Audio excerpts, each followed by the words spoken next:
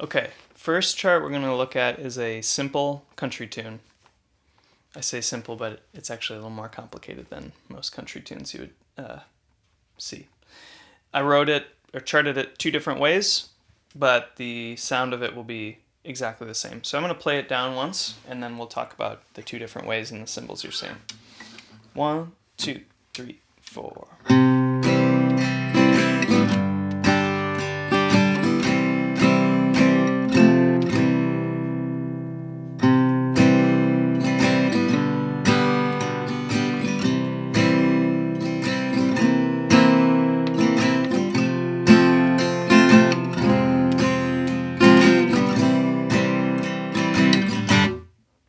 Okay, so let's check it out. Here are the symbols. So first two measures are straightforward.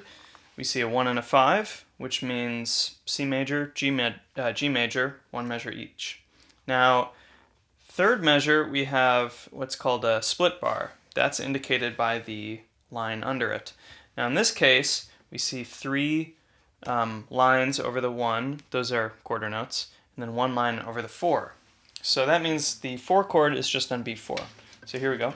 1, 2, 3, 4.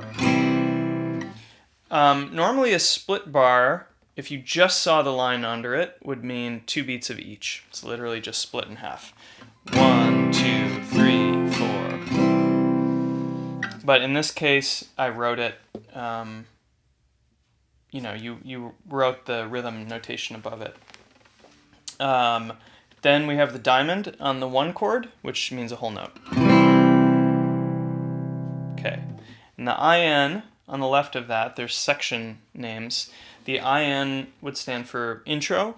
You might see INST sometimes. That would mean instrumental. Possibly that there's a distinction there between instrumental and a solo. V, meaning verse. The second measure, we have our first slash chord. So a slash chord means a chord, but over a bass note that isn't its root. So we have a 5 over 7. What that means is the numerator, the 5, is the chord. So that's a G major in key of C. Now, the denominator being a 7, that means that is the note in the bass. And that note, that number refers to the overall key. So it's the 7 of the overall key, which is C major. So the 7 is a B. So that means we have 5 over 7, aka G over B. So only thing to watch out for there is to remember that the 7 is the 7 of the key and not of the chord. So if you switch that, if you mix that up, you could write 5 over 3 with the 3 referring to, it's the third of the 5 chord. But once you get that sorted out, you won't forget it. 2 measures later, we have a 7. That just means a 7th chord, C7. Straightforward.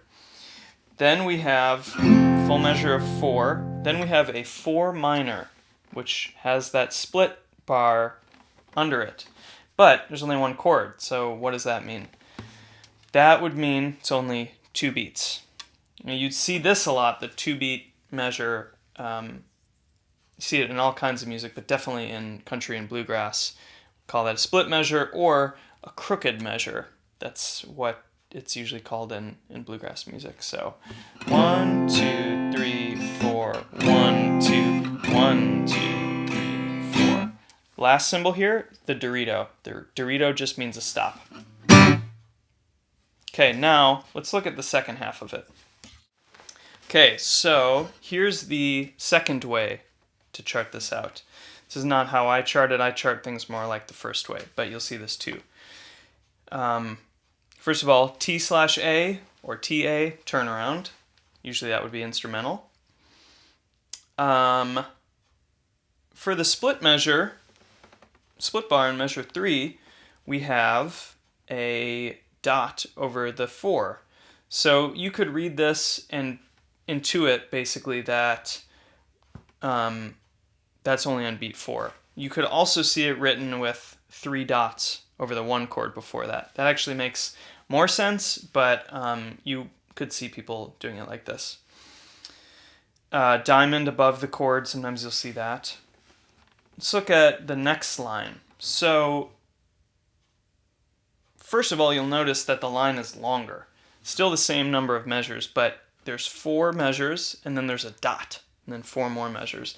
That dot in the middle, you'll see people do that to indicate a new section, a new phrase, I should say. A reason that you would do something like this instead of how I do it, I often do it in sort of columns. Like I'll write down sort of a 4 measure spacing all the way down a chart, then put a line, and then do another column. The reason you do it like this is just when you're charting a song you've never heard before, the idea with these charts is to be able to chart it the first time that you have heard it. Sometimes doing it like this means that you can save space on a chart. Because a lot of times with these number charts, you won't see as many repeat signs. And that, again, deals with the fact that you want to be able to chart something the first time you hear it. Because if you use a repeat sign and the second verse is different than the first one, you're kind of screwed. So a lot of people will just write the whole thing out. The other differences for that, the crooked measure of the 4 minor, we have, instead of an MI, we have a minus sign. We just have 2 dots above it without this line under it. And then the Dorito is above the 5 chord. And again, the Dorito is the stop as opposed to the diamond, which is a whole note. The other thing here is that you have an arrow pointing down next to the verse, the V. And I also wrote down above the first measure. You could see those either way. And that just means dynamically down. So that could mean just playing softer. For a guitarist, it might mean playing diamonds. Drums might be dropping out. And again, so many of these things are just to be able to communicate really quickly. So you can say, hey, third chorus, let's do down. Or you could refer to the down chorus. It just makes things move so fast, which in Nashville in the studio scene, things move just insanely fast. So you also can combine all these terms. So you could say, all right, second verse will do down, the split measure of 4 minor will do a diamond. So there you just communicated a lot of information really fast. But these 2 methods will sound exactly the same. So let's move on to a different tune, different chart. It's more of a rock chart, has some more complicated notation in it. So here we go.